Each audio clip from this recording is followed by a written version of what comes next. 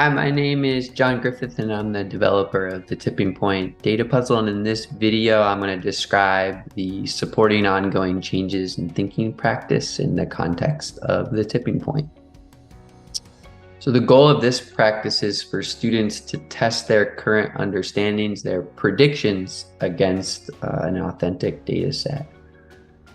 So critical to this practice, students are going to be analyzing and interpreting data sets. So it's really important before you ask students to identify patterns and try to explain any patterns they might see, to talk about the graphs, get students oriented with respect to what they're looking at.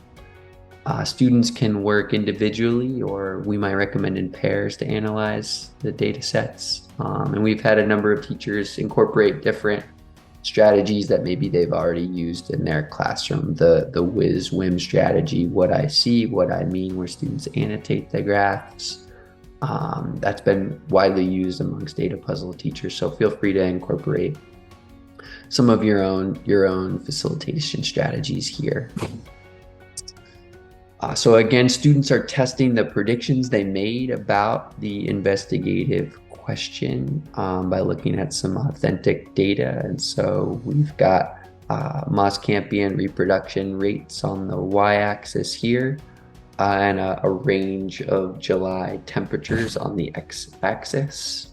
And so these scientists are particularly interested in July temperature because July tends to be the hottest month in northern hemisphere tundra ecosystems.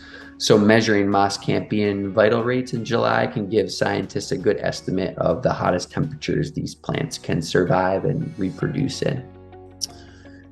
And so we've got this bar graph here, really important before you send students back to the student worksheet to analyze pattern and look for patterns. Have students use these prompts to talk about, what temperatures were Moss-Campian reproduction rates the highest? What temperatures were Moss-Campian reproduction rates the lowest?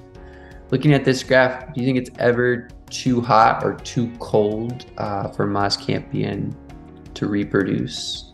Again, trying to get students to maybe start to think about this tipping point idea where reproduction rates actually go up as temperatures rise up to a certain point beyond which this is the tipping point, beyond which it becomes really difficult for these plants to reproduce.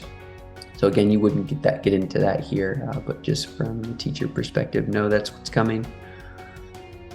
And once you've had an opportunity to talk about the graph, send students back to the student worksheet, where they will answer questions 4 through 7 about this particular data set and be asked to revise their predictions to the investigative question: how is Moss-Campian reproduction affected by temperature? I'm going to head to the student worksheet now, just so you can see what this looks like. This is page 4 of the student worksheet. The graph, description of the graph. Then students are asked to find and describe Moss-Campian reproduction rates across a range of temperatures and describe any patterns they see in the data.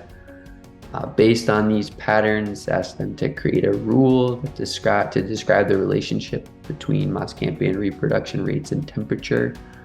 And the last piece here is getting students to revise their prediction about the investigative question based on new evidence that they've acquired from the data set.